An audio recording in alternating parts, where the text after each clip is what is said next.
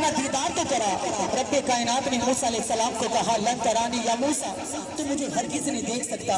عرض کی مولا کائنات اگر میں نہیں تجھے دیکھ سکتا تو یا اللہ تجھے کون دیکھے گا؟ یا رب کریم میں تیرا لاڈلا نبی ہوں، کوہ طور پہ آتا ہوں، تجھے آواز دیتا ہوں، نالین اتار کر کوہ طور کی بلندیوں پہ آتا ہوں۔ اللہ اگر میں نہ تجھے دیکھوں گا تو یا اللہ تجھے کون دیکھے گا؟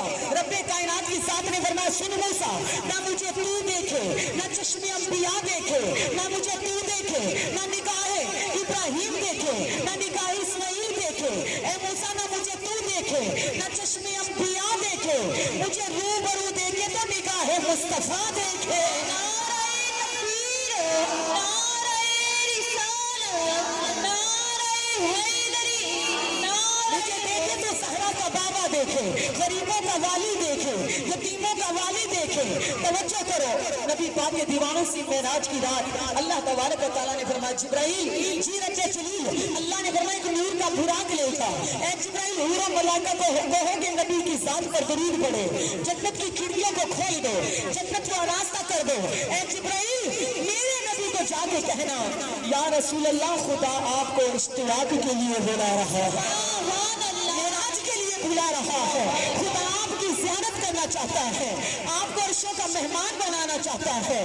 ملائکہ کے سردار جبرائیل امین چلنے لگے۔ اللہ تبارک و تعالیٰ نے فرمایا سن جبرائیل، اور نبیوں کے پاس گیا تو قاصد بن کے گئے، وحی رحمان لے کر گیا، اور نبیوں کے پاس گیا قاصد بن کر گیا، یحییٰ علیہ السلام کے پاس گیا قاصد بن کر گیا، یوسف علیہ السلام کے پاس گیا قاصد بن کر گیا۔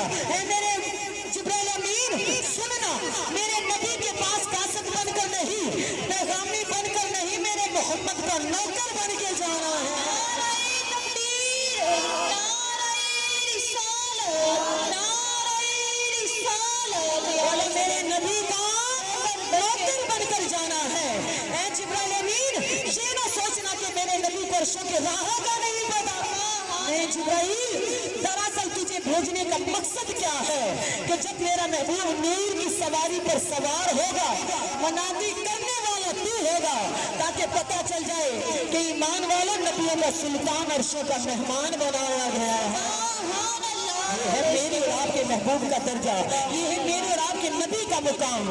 تو نبی پاک علیہ السلام کے دیوانوں، میرے اور آپ کے محبوب عرش مولا